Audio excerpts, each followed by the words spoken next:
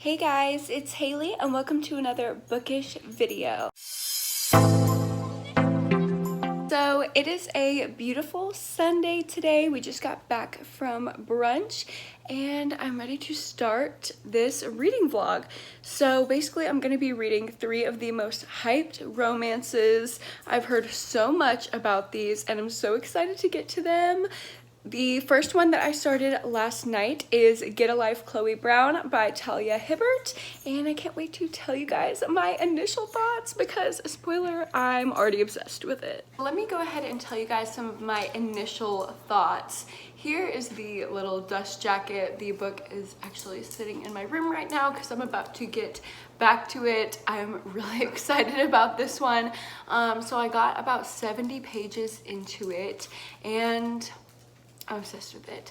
If you don't know what this book is about, basically Chloe Brown is our main character. She is a disabled Black woman. Love the representation, amazing. I love reading about main characters that are different from the typical white person with no problems that we see in a lot of YA contemporaries, although this is not YA, which is better for me. I usually like adult romances a little bit more than YA, actually a lot bit more than YA. But she's our main character. She's lived a very sheltered and protected life, and she has a near-death experience that inspires her to come up with a list of things that she wants to do to get a life.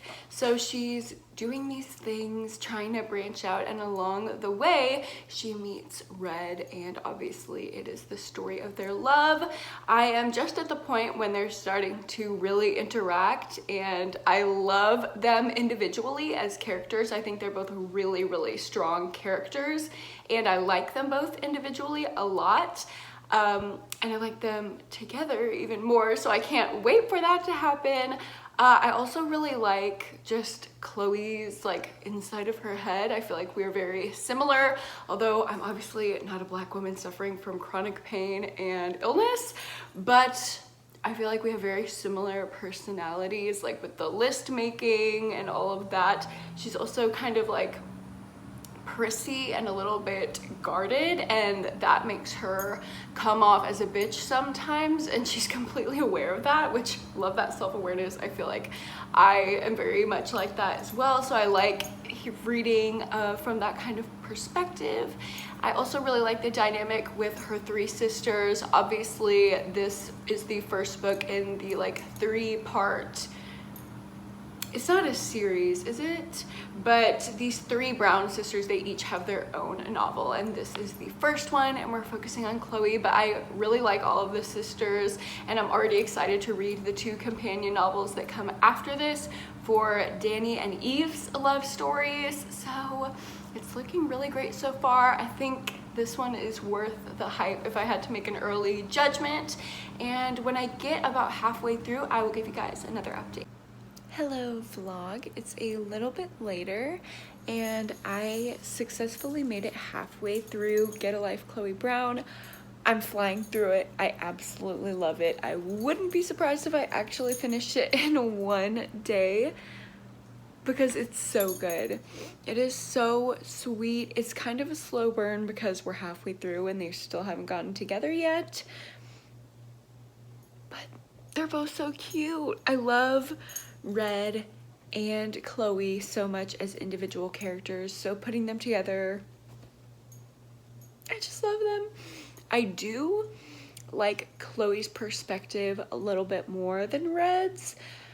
Maybe it's just because I identify more with the female perspective, but I don't know. I'm kind of finding myself skimming Red's perspective more than I am Chloe's. Obviously I'm still reading the whole book because it's really good, but I'm like flipping pages faster to get to Chloe's perspective because I am enjoying that a little bit more. But overall I really love it, and I feel like this is going to be a 5-star.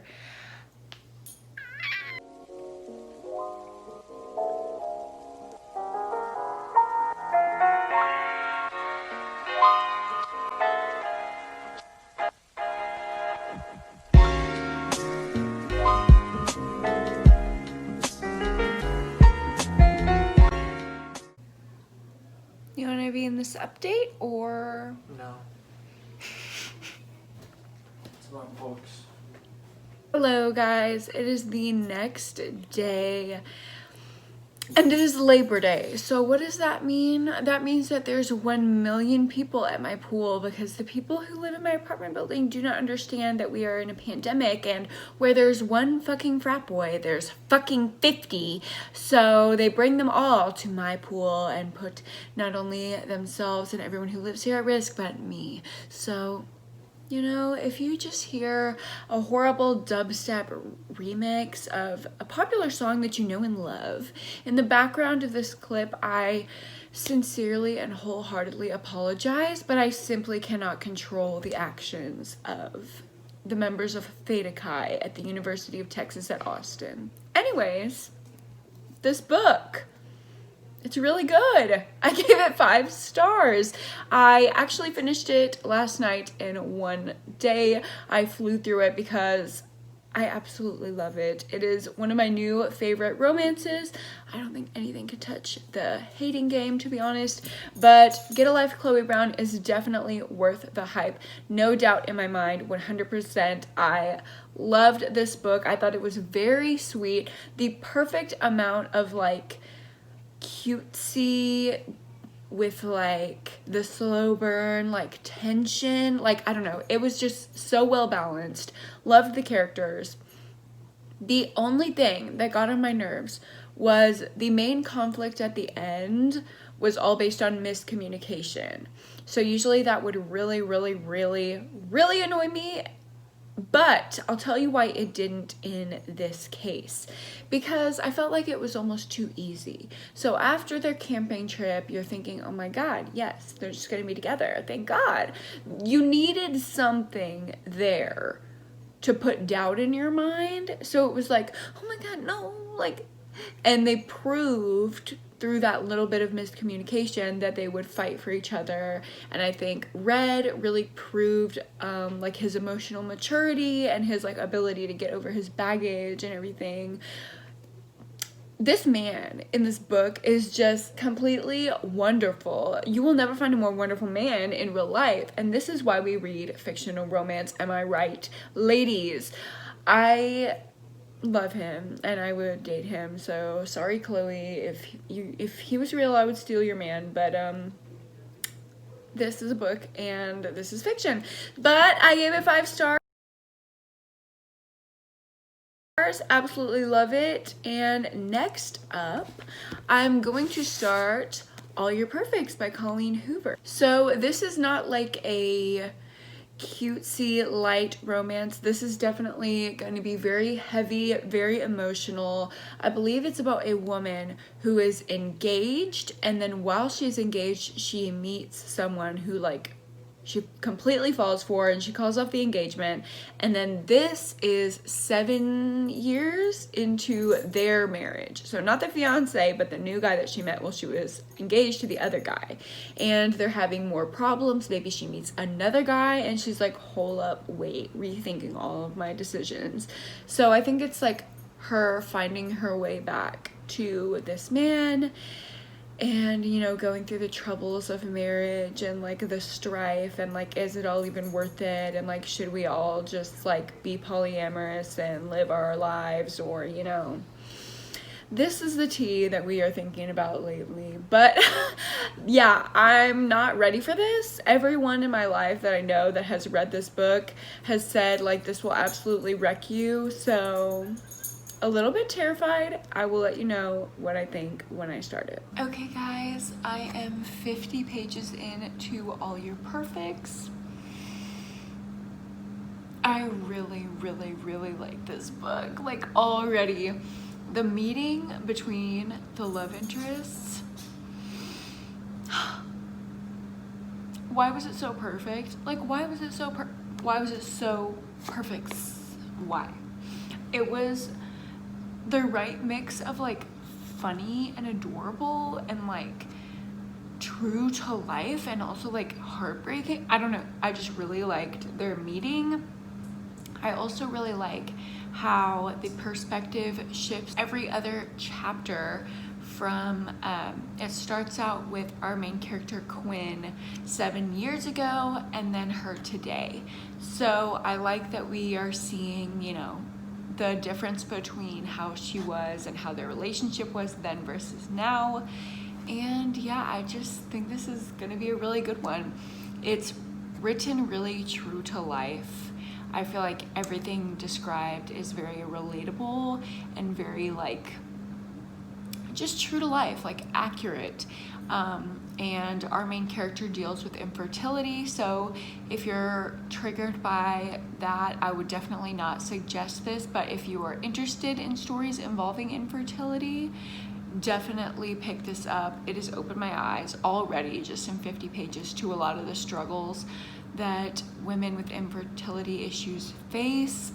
I know people in my family have dealt with those issues, so I might have to deal with that in the future as well. And it just makes you think and makes you a little bit more aware. So I'm already really loving this book, and when the romance like really starts up, I think I'm gonna like it even more. So I will read a little bit more tonight before I go to bed, and I will let you know what I'm thinking in the morning. Hello vlog. It is the next day and I have a quick little update for you before I run to Target and start my day. Isn't a day great when it starts off running to Target? I kind of didn't want to leave my house today, but things have to be done. So anyway, I got halfway through last night and I'm really enjoying this. It's very engaging even though not much is happening, if that makes sense. I feel like I'm really invested in the emotions and the experiences of our main character, and that's what's really driving my reading experience, because a lot of the action isn't very actiony. I feel like that doesn't make sense, but it's a very character-driven book so far for me, and I find myself kind of enjoying the then chapters more than the now chapters. Obviously, I feel like that's understandable because in the then chapters, it was a very happy, loving relationship, and in the now chapters, it is, oh my God, there's literally somebody standing on their balcony watching me fucking film this. Literally, creepy man, go back in your house. You're literally fucking disgusting. Do not look at me. Okay. Anyway, the then chapters are a little bit more enjoyable because it's about a happy, loving relationship versus the now chapters where their marriage is falling apart and struggling because of their infertility issues. So I hope that they somehow find a way back to each other and they get back to how they were at the beginning of their relationship, because I'm really enjoying that and I feel like they just have a connection and they just need to be back together. But yeah, those are my thoughts for right now, and if I get any further into this book, I will let you know what I'm thinking further.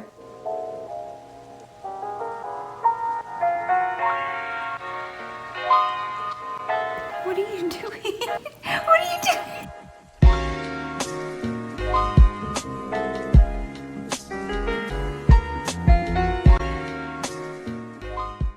Hello guys, it is a dreary and thunderstormy morning and I have some reading updates for you guys. So I actually finished All Your Perfects last night. Y'all were not wrong, okay? This did wreck me. I did cry because their love is just so sweet and pure, and it can outlast a Category 5 hurricane. That is just really cute to me, and the letters like at the end literally just made me cry so much. I also cried at the part in the hospital, which I don't want to ruin it if you haven't read it, but when she was in the hospital, ooh. So this did make me cry multiple times. It was very, very, very emotional. If you are looking for an emotional romance that will absolutely tear your heart apart, this is the one for you. However, I'm only rating it a 4-star because a lot of the issues I just couldn't really connect to. So obviously I'm not trying to get pregnant. I can't even picture how having a child would be for me. I have no desire to have a child. Like, the thought of that is terrifying to me. So I couldn't really deeply relate to our main character and her issues with infertility. I enjoyed learning about it and like kind of empathizing with her, but it just wasn't really relatable to me, because if I found out I was pregnant, I would probably, I don't know, jump off a bridge. It is just not something that I want right now. So like, I really couldn't relate to her yearning for a child. Although I understood it, it was just like kind of a disconnect for me. So that was like the main conflict, I guess, in the book. But I did really connect with the then chapters a lot more than the now chapters, obviously, because in the then chapters they don't know about the fertility issues. So it's just really cute seeing the beginning of their relationship, and I really enjoyed those chapters and the now chapters as well. They were very, very emotional and touching, but I just can't give it a 5-star because I didn't have that intense connection to the characters like I did with like the Hating Game and with Chloe Brown. Like, I intensely loved those characters, and for this I really liked the story. It made me cry, but I wouldn't like, I'm not feeling super connected with these characters, if you know what I mean. So far we have a 4.5 and a 4-star. Hopefully we don't go down to a 3.5. Let's try to go up to a 5 with this last one. I am reading The Kiss Quotient by Helen Huang next. So if you don't know what this book is about, basically our main character, Stella, is kind of like a tech whiz. She works in tech and she's very like by the book, likes to look at things based on numbers, and she also has Asperger's, so that makes it a little bit more difficult for her to have a connection with somebody, and she's just kind of socially awkward. Again, not so much focusing on love and emotions, but she's more comfortable working with numbers and algorithms and things like that. So she realizes maybe she needs to get into the dating scene, but she needs somebody to teach her about the more intimate parts of being in a relationship. So she hires this guy, Michael, who is an escort, to teach her basically in a really systematic way, like she likes to learn about things, how to be in love and be intimate. So he starts giving her little lessons, and apparently they fall in love, and I don't know how I'm gonna feel about that. I really don't know. It seems like there's some gray morality there, right? Like, you hire someone to teach you about sex and then you like fall in love with them, but you were like paying them, so it's like is she gonna pay him in the end? Like, is she gonna be like, oh yeah, by the way, I guess I owe you like a couple $1,000, but like, let's go live together and be in love. Like that, what are the dynamics gonna be here? Okay, what are the logistics gonna look like? That is what's confusing me about this book before I go into it. So I don't know. I have mixed expectations for this, and when I get into it and I have thoughts, I will let you know what they are. Side note, on top of the thunderstorm, I have my little fall decor. This is like my first round, okay? This is not everything. She is not complete, but it is only September. We have our candles. We have our pumpkin spice Ghirardelli chocolates. We have a stack of spooky books. We have this little thing by the TV. We have this basket of pumpkins. Like, wow. I just feel the vibes. Between the thunderstorm and this, I feel like I don't want to read The Kiss Quotient anymore, and I literally just want to pick up something spooky. But here we go. One more romance. Let's go. Hello. I am wrapped in a blanket because it is very early the next morning. Hello, Boba. She's like wanting to cuddle. It is very early the next morning, and it is 6:30, and the reason I'm up right now is because Cameron just left to go out of town this weekend. So when he left, it like woke me up, and Now I'm just awake. So I figured I would read before like my day actually has to start, because it's 6:30. I usually don't go to the gym until around 9. I get up at 8:30 and walk the dogs. You don't need to know my routine. Why am I telling you this? I'm tired. But because I'm up, I want to read, but I don't want to read more without updating you, because I realized that I had not updated you yet about the kiss quotient, and I'm already halfway through. Like, we are exactly halfway through. I live right by an airport, so sorry about that. I don't know how I feel about this book so far. This is definitely not a slow burn. There was almost no lead up whatsoever. So if you like romances that just kind of jump right into it, you would really like this. I don't know if I like that. I like romances, like my two favorite romances are Beach Read and The Hating Game, which I feel are not necessarily a slow burn, but it takes a while to get into like the profession of feelings, or like for the first like kiss or hookup, like, you know what I mean? It takes a while to get into that. With this, you get that in chapter 2. So it's going pretty fast. I would say this is not true to life whatsoever. Like, this situation would literally never happen in real life ever. It is very outlandish. So if you don't like stretching your imagination for the romance, I do not think you would like this at all. That is something that I don't really mind. Like, I can suspend my disbelief just to enjoy like the cuteness of the relationship. But I don't know, I feel like I'm not as emotionally connected to these people because I don't think they're real. Like, this is it's very obvious that they're fictional. Is this making sense? It's 6 in the morning, okay? I don't know what I'm saying. I know that I really like Stella, our main female character, and I really like her personality and like the way that she approaches her autism and things like that. Like, the way that she is, I just really like her nature. I feel like I would like to hang out with her, even though maybe she wouldn't want to hang out with me. I like the way that she doesn't want pity, and she just kind of like is herself, but at the same time, I want her to like be open with Michael and tell him like, oh, I'm just autistic and that's why I can't go to certain places and be in certain situations without like acting kind of odd.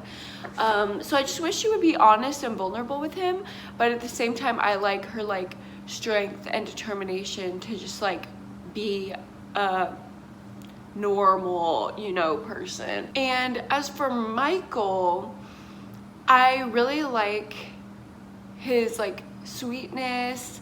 I like the fact that he's a sex worker, but he's not characterized as like how you would stereotypically see a sex worker character characterized in like media or literature. Like, I feel like anytime I've ever read about an escort or like a sex worker, it's very promiscuous and like, ooh, they're like easy and like all this like negative connotation. And I like that he is like breaking that, and he's a very sweet, like genuinely sweet guy, and he like cares about Stella and doesn't want anyone to take advantage of her, even though he's being nice to her. And sometimes he's like, ooh, am I taking advantage of her? So I don't know, I think he's sweet.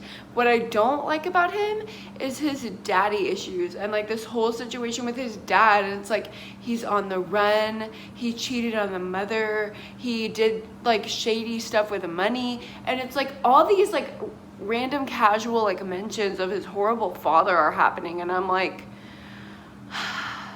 can we get on with it. Or like randomly he'll be like, I love Stella, I do, but she's paying me to be with her, like, ugh, using her for her money, just like my dad. I hate myself. They always say the apple doesn't fall far from the tree. Like, oh, there's a reason the phrase chip off the old block exists. There's a reason it's like father like son. I have the badness of my father inside me. Like, shut up! Ew! Break the cycle! Like, break the cycle, dude. Just because your dad is bad doesn't mean you're bad. Like, I don't know. I'm just kind of getting bored with his daddy issues. I feel like this clip, first of all, I've been talking for 8 minutes. What have I been speaking about? And I feel like I'm being controversial right now. Maybe just ignore me, everything I just said. I'm gonna continue to read this book. Maybe I might finish it before I like go to the gym and like start my day. What a way to kick off my day, being productive, consuming literature. Hello guys, I have no idea what I even said earlier this morning. I know I did a check-in, I don't remember what that was. It is no longer 6 in the morning. I have finished this book. My final rating is a 3.5 out of 5 stars. So we actually did go down from 4.5 to 4 to 3.5. Didn't plan it that way. It just worked out like that. But yeah, I just couldn't give this any more than a pretty average rating because I didn't not like it, okay? I enjoyed my time reading this. I thought it was really fluffy and fun. But it was so unbelievable. Like, this would never happen in real life. You know what this book reminded me of? This book reminds me of a Lifetime movie. This is a premise for a Lifetime movie. It is completely unbelievable, a little bit cliche, has a super happy ending, and I love it. I hate myself for loving it, but I love it. So